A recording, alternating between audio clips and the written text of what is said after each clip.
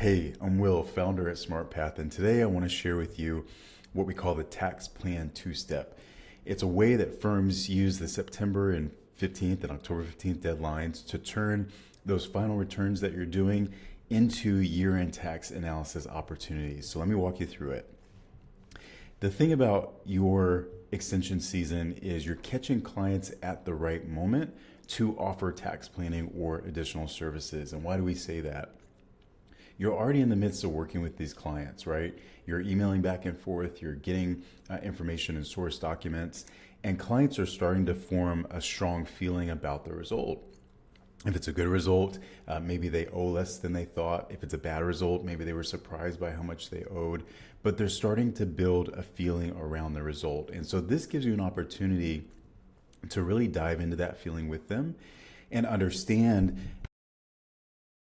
moment that's going to provide a natural and easy opportunity to build stronger and more trusting relationships with your clients. Now, how do you start with step one of transitioning the client from just the extension tax filing to a tax plan? Well, the first thing is we need to ask about their feeling. We need them to really engage and understand how they are feeling about the return. So to do this, you would ask something like, hey Bob, attaches the final version of your return ready for e-file. Quick question. I took some notes about your return this year, but I want to know from your perspective, how do you feel about your filing this year compared to last year? Do you feel like it's trending in the right or the wrong direction? Now, I'm not asking him about tax law or about any specific forms in his return. I just want to get a general feeling for how he feels about his last filing. Now, if it's a tax result that's positive, this is the perfect opportunity to reinforce the trust that the client already feels with you and to start discussing future tax planning so that you can keep getting that good result. If the tax result's negative, that's okay too. This is a general thought that a lot of firms have where they don't want to ask for feedback from a client because they're scared that it may be negative. They feel like they have 100% responsibility and accountability for what happened in that client's tax year. And we know that's not true. The client could have made decisions that we had no control over. We don't have control whether a client's business is growing or shrinking, but we can demonstrate empathy. We can demonstrate that we are there to help them, to provide solutions, and to offer support. So once we do that, now we can educate the client about some planning opportunities. So if the client says that they don't love the results, here's an example of how you could respond. Mr. or Mrs. Client, I get it. I hate that your results weren't ideal this year. I want to make sure that that doesn't happen again. The only way for us to do that, though, is to execute some planning. The OB3 updates are here. I want to make sure that you're ready for any changes in your next filing. So let's schedule a call to discuss the next steps. So we don't want to shy away from getting that feedback because it's going to give us the opportunity to show that we care, and it's going to keep that client from getting distant or defensive and leaving without us knowing how we can make the relationship better. So we want to lean into that. What if the client loved the result? Okay, great. This is the opposite side of the coin, right? I agree. Your tax picture looked great this year, but the OB3 updates are here. We need to make sure that you can keep paying the least amount of tax possible. So we need to execute some planning. Let's schedule a call to discuss the next steps. So notice, we know every year tax law can change, rulings about legislation can change, but we have to let our clients know that. Clients just want to say same as last year, right? They don't want to think about it. They're already tired and overwhelmed. They just want to say same as last year and not engage. But we have to interrupt that thought pattern. We have to let them know that the only way that we can help them keep getting good results is by to continue planning. So once we get their buy-in for how they feel about their filing, we see in their mind if it's a good result or a bad result, now we can have a conversation about what tax planning could actually look like.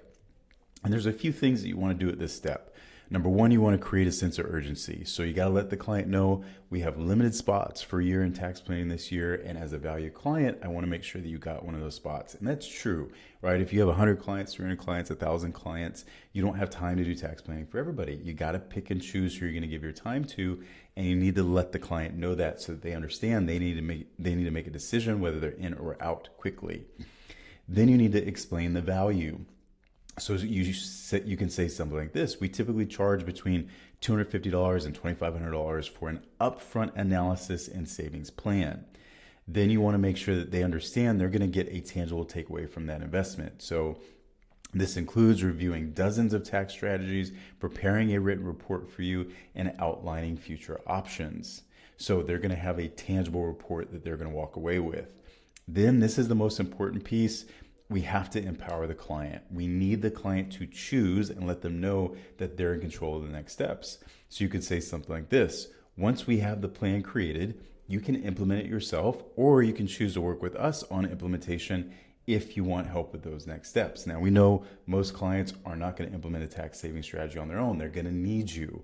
But again, we want to give the client the choice. We don't want them to feel like we're forcing this on them. So why does this two-step tax filing process work, right? Taking the client from just do an extension to switching them over to a tax plan. Well, number one, it's based on the client's perspective. We're not forcing it on them. We're asking them to participate. How did you feel about your filing? Do you feel like it was a good result or a bad result? And then based on what the result is, here's our steps for moving forward. That's going to make sure that the client doesn't get defensive and doesn't push back. Number two, it separates the analysis part of tax planning from the implementation part. The reason why this is so powerful and why it works is it gives the client something to say yes to that's easier and more affordable than trying to buy the whole thing at once.